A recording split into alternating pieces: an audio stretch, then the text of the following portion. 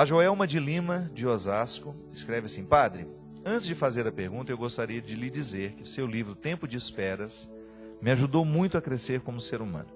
Deus abençoe sua missão. Sou católica e participo da renovação carismática há 20 anos. Sou pregadora e tenho percebido que nesses últimos anos tem sido muito difícil as pessoas acolherem e acreditarem na palavra de Deus, sobretudo quando o assunto é castidade, principalmente no namoro.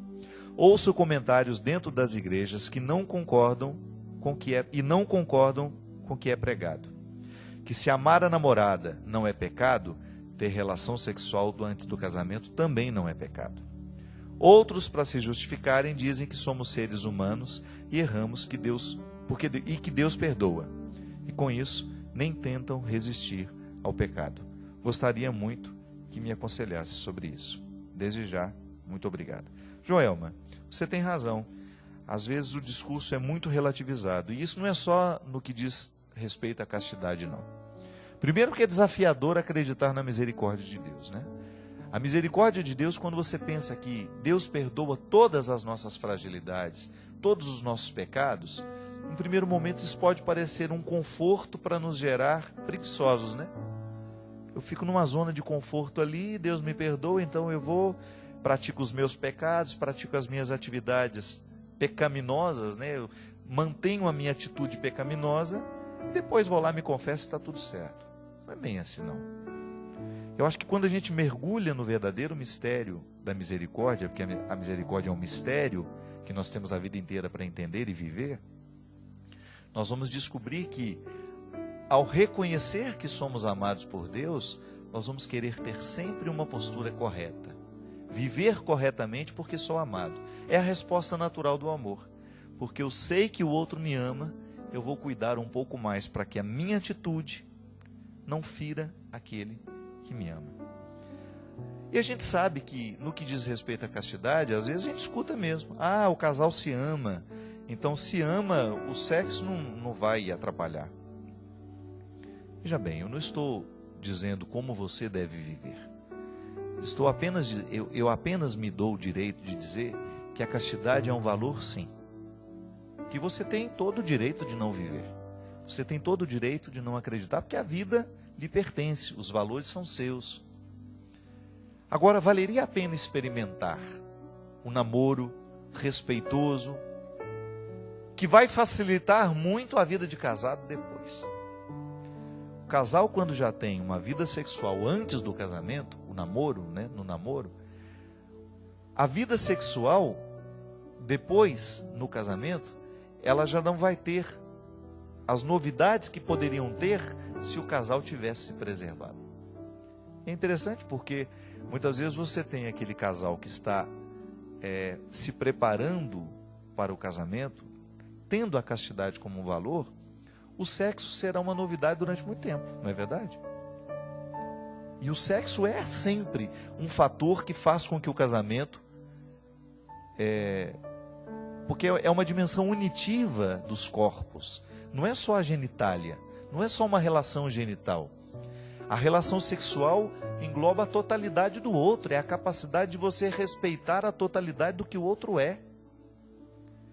E muitas vezes os casais não têm relações sexual. Muitas vezes os casais só têm relação genital. E é isso que faz com que o desgaste aconteça. Quando você percebe que ao deitar-se com seu marido, você não está deitando com a totalidade do que ele é. Já não existe mais amor, já não existe mais respeito, existe apenas a satisfação de uma necessidade. Isso é muito triste. A mulher se sente muito usada quando ela sabe que ela foi apenas um território de satisfação da fisiologia do outro. O homem é a mesma coisa. Quando a pessoa sente que ela foi apenas um território da satisfação temporária do outro. Sabe, minha gente, muitas vezes no namoro não existe nem tempo, nem oportunidade para crescer essa intimidade, esse respeito que o sexo exige. Às vezes a menina está namorando com o rapaz, tem uma semana, ela já está transando com ele. Eu fico pensando que o déficit que isso gera no coração das pessoas é tão desastroso, é tão danoso. Por quê? Porque gera a sensação de ser objeto, de estar sendo usado. Porque esse amor que diz existir, nem sempre ele é verdadeiro. Então eu não sou uma instância para dizer para você aqui que você deve fazer ou não. Eu só estou te sugerindo. Porque a proposta da igreja é sempre uma sugestão. A igreja não obriga ninguém a nada. Nós não somos obrigados a seguir Jesus, nós não somos obrigados a crer na sua palavra. Agora, a partir do momento que eu me disponho a colocar os meus pés nas pegadas dele, eu quero fazer todo o esforço necessário para descobrir os valores que ele prega e que sua igreja prega. Então, se você tem a disposição de viver a restrição do sexo como algo positivo, como um preparo e uma oportunidade de aprofundar o amor, então que ótimo.